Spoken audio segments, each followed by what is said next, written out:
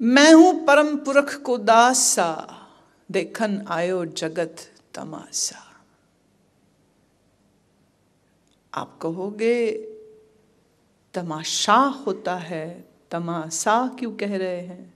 भाई एक तो पटने में पैदा हुए, याद रखना बिहार की बोली आएगी। पटने में पैदा हुए, पर उससे बढ़िया बात तो ये है कवित्व में, काव्य में फिर वजन देखा जाता है। दासा के साथ तमाशा ही आएगा, तमाशा नहीं आता है। तो काव्य के जो नियम हैं उन नियमों को तो देखना पड़ता है, वजन को भी देखना पड़ता है। बेतौल का वचन नहीं कहा जा सकता है।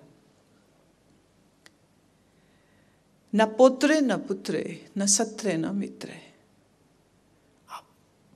जो अभी मैंने गाया उसको सच माने, जिसमें वो कह रहे मैं अपना सुत तो है निवाजा के, इसको सच माने, न पोत्रे न पुत्रे। परमात्मा का कोई पुत्र नहीं, कोई पौत्र नहीं।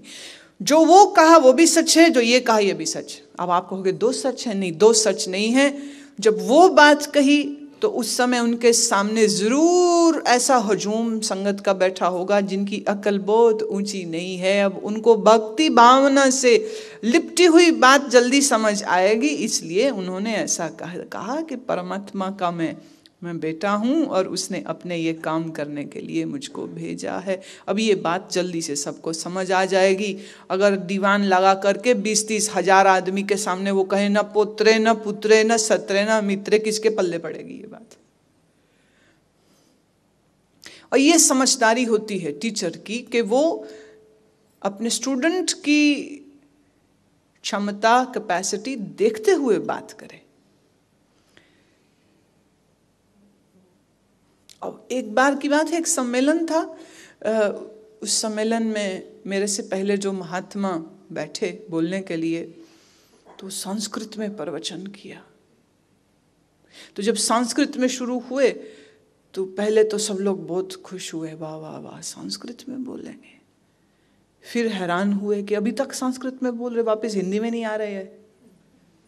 और फिर परेशान हो गए कि ये बंदा बंद कब करेगा बोलना, क्योंकि जो बोल रहे वो समझ नहीं आ रही, कांट अंडरस्टैंड।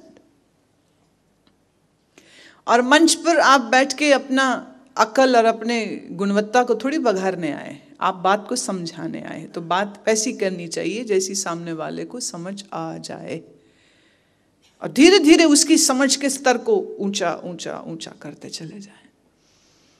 जाप साहब आम साधारण बुद्धि वालों के लिए नहीं है, इसलिए बेखौफ बेखटके वो सत्य को उद्घाटित किए चले जा रहे हैं। परमात्मा का कोई पुत्र नहीं है, परमात्मा का कोई वंश नहीं है। निरसाकम शरीक हैं, अमितो अमीक हैं, सदैवम प्रभा हैं, अजय हैं, अजा है। निरसाक, तेरा कोई रिश्तेदार भी नहीं। साक रिश्तेदार।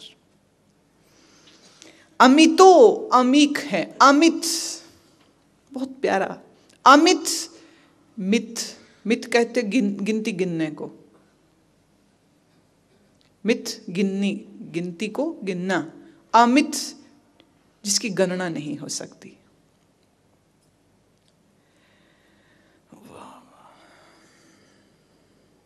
सदैवम प्रभा है, प्रभा माने किरणें, प्रकाश, ओज। तेरा ओज बड़ा दिव्य है। अजय है, अजा है, अजित है, और तू जन्म रहित है। कि जाहर जहूर है, जाहर माने प्रगट, प्रगट, जाहर जहूर है। जहूर मतलब जिसकी रोशनी को तुम प्रत्यक्ष देख सकते हो, छिपी हुई नहीं है, गुप्त नहीं है। कि हाजिर हजूर है, अभी है, यही मौजूद है, हाजिर भी है। और ये जो हाजिर है ये हजूर है। हजूर माने साहब है, हमारा मालिक है। हमेसुल सलाम है, समस्तुल कलाम है। हमेसुल सलाम, हमेशा तू ही सलामत है। समस्तुल कलाम, सबकी जुबानों पर जो शब्द जो बोल आते हैं वो तेरी ही शक्ति से है। तो हम ये भी कह सकते हैं सब जुबानों में तू ही बोल रहा है कि साहिब दिमाग हैं कि हुस्नुल चराग हैं। हे प्रभु, तू सबसे ज्यादा दिमागदार भी है और सबसे ज्यादा खूबसूरत भी है। हुस्नदार, खूबसूरत। कि कामल करीम है। कामल का अर्थ होता है मुकम्मल, कंप्लीट। करीम है, बख्शिश करता है। कि राज़क रहीम है, तो रिज़्क भी देता है। कि रोजी दिहिंद है, कि राज़क रहिंद है। दिहिंद है, देता है। क्या देता है? हमारी रोजी। रोजी का अर्थ सिर्फ रोटी नहीं होता है, रोजी में बहुत कुछ शामिल है। तुम्हारा जीवन, तुम्हारे श्वास कौन दे रहा है? सांस आप ही आ रही है, सांस भी दे रहा है, जीवन जीने का मौका भी दे रहा है, इस संसार को देखने का, सुनने का मौका भी दे रहा है, रोज दे रहा है। करीमुल कमाल हैं कि हुस्नुल जमाल है। करीमुल, करीम है। करीम कर्म करता है, कर्म बख्शिश। करीमुल का दूसरा अर्थ यह भी है कि कर्म करने की ताकत। To do anything, that is your capacity. Everything is possible. जो चाहे कर सकता है, जो चाहे कर सकता है। गनीमुल खिराज है। गनीमुल वैरी, दुश्मन। खिराज नाश करता है। गरीबुल निवाज है, गरीबों का रक्षक है, उनको शक्ति देता है, उनको सामर्थ्य देता है। हरीफुल शिकन है। हरीफुल फिर आ गया दुश्मन का ही दूसरा शब्द, पर्यायवाची शब्द हो गया। गनीमुल, हरीफुल, दोनों का अर्थ दुश्मन, शत्रु, शत्रुओं का नाश करता है। हिरासुल फिकन है। हिरास का अर्थ होता है डर। फिकन तोड़ता है, हमारे डर को तो तोड़ता है, बेखौफ कर देता है, निर्भय कर देता है, अभय हो जाते हैं। जो तेरे साथ जुड़ते हैं, जो तेरे बाहों में, तेरे प्यार में, तेरे स्मरण में आते हैं, वो बेखौफ हो जाते हैं, बगैर किसी डर के। कलंकम प्रणास हैं। समस्तुल निवास हैं। कलंकम प्रणास, कलंकम दाग, बदनामी, प्रणास नाश करता है। अब इसको हम यूं भी कह सकते हैं, जो तेरे से जुड़ जाता है तो उसको कभी दागदार होने नहीं देता। तो खुद शुद्ध स्वरूप है तेरे में, तो क्या दाग लगेगा। जो तेरे से जुड़ जाता है तो उसको भी हारने नहीं देता, नहीं हारने देता।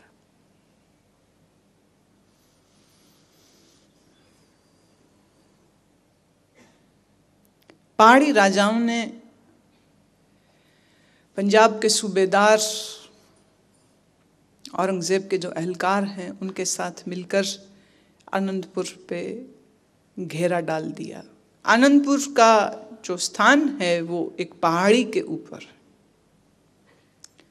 और उनके इस किले में जहाँ गुरुदेव रहते थे, पर चारों तरफ से घेर लिया कि हम मार देंगे। पहले तो उन्होंने कहा कि आप ये जगह छोड़कर चले जाओ। हिमाचली राजाओं को डर था कि धीरे धीरे धीरे जिस तरह इनका शक्ति और इनका रुतबा बढ़ता चला जा रहा है, रोज रोज रोज नए नए लोग आते जा रहे, इतना पैसा, इतनी दौलत, ऊपर से जो इन्होंने अपनी सेना खड़ी कर ली थी, उस सेना को देख करके हिमाचली राजाओं के मन में आया कि हो सकता है किसी दिन ये हमारी रियासतें हमसे छीन लेंगे।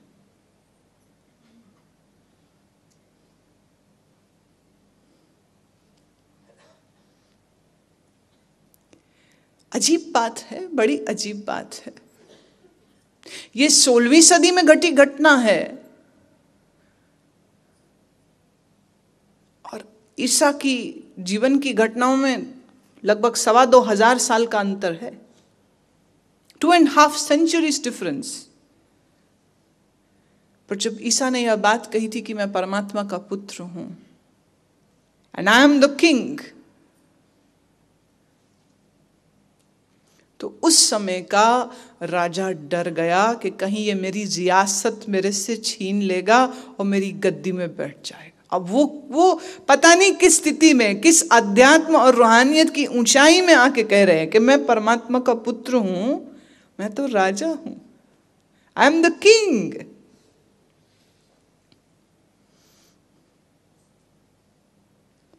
उस समय के जो क्रांतिकारी थे, जो राजा का विरोध करते थे और चाहते थे कि ये राजा गद्दी पे ना रहे, वो सब क्रांतिकारी आकर के जीसस के चेले बन के उसके साथ बैठ गए, ये सोच के कि जीसस क्रांति लाएंगे, इस राजे का तख्ता पलटेंगे और राज गद्दी पे बैठेंगे और नया राजकाज चलाएंगे।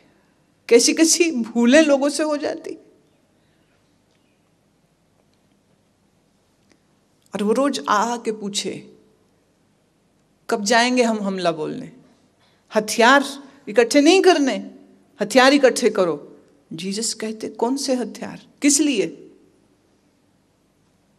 बोले इस राज सत्ता को पलटेंगे, तुमको राजगद्दी में बैठाएंगे। और ईसा कहते तुमको किसने कहा कि मुझे राजगद्दी में बैठना है? बोले तुमने ही तो बोला था I am the king, I am king of Jews.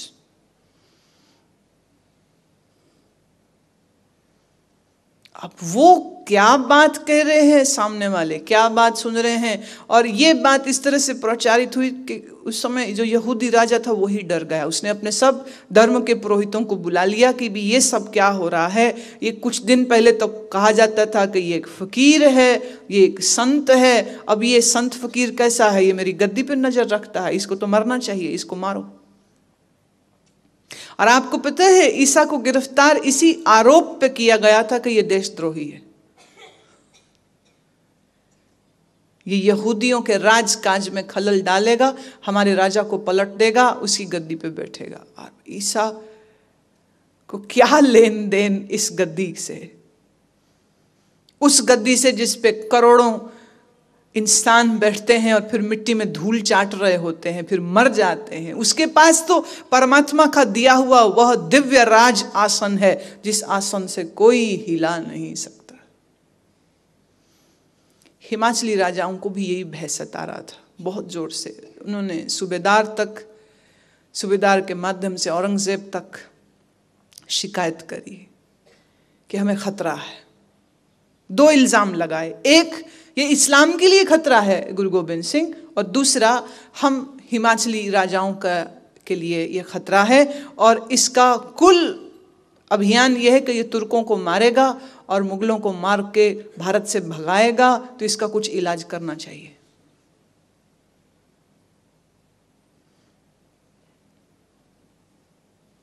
और उन्होंने कहा ये जगह छोड़ दो, शुरू यहां से हुए, आनंदपुर छोड़ दो। गुरु कहे क्यों छोड़ दे? जब इन्होंने इनकार कर दिया तो घेराबंदी कर दी गई। 7 महीने तक घेराबंदी चली, बाहर से कोई अंदर नहीं जा सकता, न सामान, न रसद, न संगत, न पैसा, न रुपया, न अनाज, न बाहर वाला कोई बाहर आ सकता है। 7 महीने में हालत ये हो गई, खाना पीना सब खत्म। कब तक चलता?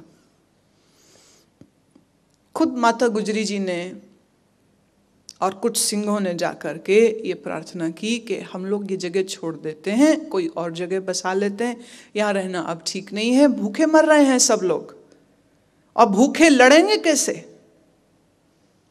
हमें युद्ध नहीं करने, जगह छोड़ देते। आपने कहा ना, सर्वहंता सर्वगंता मेरे साथ है, मुझे भयभीत होने की कोई जरूरत नहीं।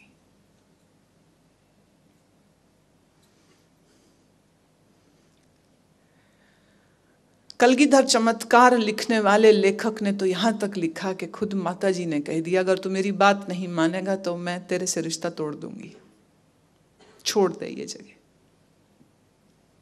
क्योंकि ये सारे सिंह कह रहे हैं कि हम यहां नहीं रह सकते, हम यहां नहीं रहेंगे। कैसे रहेंगे? खाने को कुछ नहीं है, लड़ेंगे कैसे? बोले नहीं रहेंगे, हम यहीं पे। माता जी समझा रहे हैं, बोले नहीं। सिंहों ने कहा, बोले नहीं। अब युद्ध शुरू हुआ, कितने दिन चलता, कितने दिन? दाना पानी बंद करके रखा है, कैसे चलेगा? स्थिति ये आ गई कि फिर आखिरकार 5 प्यारों को आगे बढ़ के कहना पड़ा कि नहीं, अब हम गुरु बन के आपको आदेश देते हैं कि आप इस जगह को छोड़ दें। क्यों? बाहर दुश्मन इतने सारे, कैसे युद्ध करेंगे? आप यहां से निकल जाइए, हम युद्ध का मोर्चा संभालेंगे, हम लड़ेंगे, पर आप यहां से निकल जाएं। आधी रात के समय पर गुरु परिवार, उनकी पत्नियां, उनके 2 जो छोटे बेटे थे, वो दादी के साथ उनकी पालकी में तैयारी हो गई, सब निकले। निकलने से पहले माता गुजरी जी ने कहा कि मैं आश्वासन चाहती हूं। हिमाचली राजाओं ने शपथ खाई गौ माता की कि हमें गौ माता की शपथ है, हम आपको कोई नुकसान नहीं पहुंचाएंगे, बस ये किला खाली कर दो। और इधर पंजाब का जो सूबेदार था, उसने लिख के कसम खाई कि मैं कुरान शरीफ की कसम खाता हूं, मैं आपको कोई नुकसान नहीं पहुंचाऊंगा, बस ये जगह छोड़ दीजिए आप। लिखती कसमें देकर गुरु ने तब भी कहा, मां आश्वासन झूठ है, ये झूठ कसम खा रहे हैं, ये सच्ची नहीं है, पर कोई माना नहीं। और 5 प्यारों ने भी आदेश दे दिया, तो अब उस आदेश को इनकार नहीं कर सकते थे, तो इनको जाना पड़ा। और वही हुआ जिस बात का अंदेशा था। अभी थोड़ी ही दूर निकले थे, रात के अंधेरे में निकले, दिन में नहीं निकले। बोले मुझे विश्वास नहीं है, पर अभी कुछ ही दूर तक गए, दुश्मन सेना ने पीछे से हमला कर दिया। और इसी भगदड़ में सर्दी की रात, बरसात कहते हो रही थी, और सरसा नदी तूफान में बदली पड़ी है, पूरा उफान आया हुआ है। और उस उफनते हुए पानी में से जब निकलने की कोशिश की, जल्दीबाजी में निकल रहे कई सिंह डूब गए। जिन घोड़ों पर गुरुजी का साहित्य लादा गया था, वो घोड़े बह गए, सब साहित्य बह गया, खजाना बह गया। पीछे से सेना करीब आ गई, बहुत से सिंह लड़ते रहे, युद्ध हुआ। थोड़े थे, भूखे थे, कमजोर थे, फिर भी लड़ते रहे जब तक के शहीद नहीं हो गए। इसी समय पर आपके दोनों छोटे बेटे दादी के साथ काफिले से अलग हो गए। आपके साथ एक रसोइया, आपका जो भोजन बनाता था, गंगू, वो साथ में था। वो सुरक्षित ये कह के कि मैं आपको ठीक जगह पे बचाऊंगा, कोई नहीं, आप मेरी जिम्मेदारी हो, माँ आपने हमको इतना पालन पोषण किया है, अब मैं आपकी रक्षा सुरक्षा करूंगा, ये जिम्मा लिया। पर लालच बहुत बड़ा होता है, बहुत बड़ा।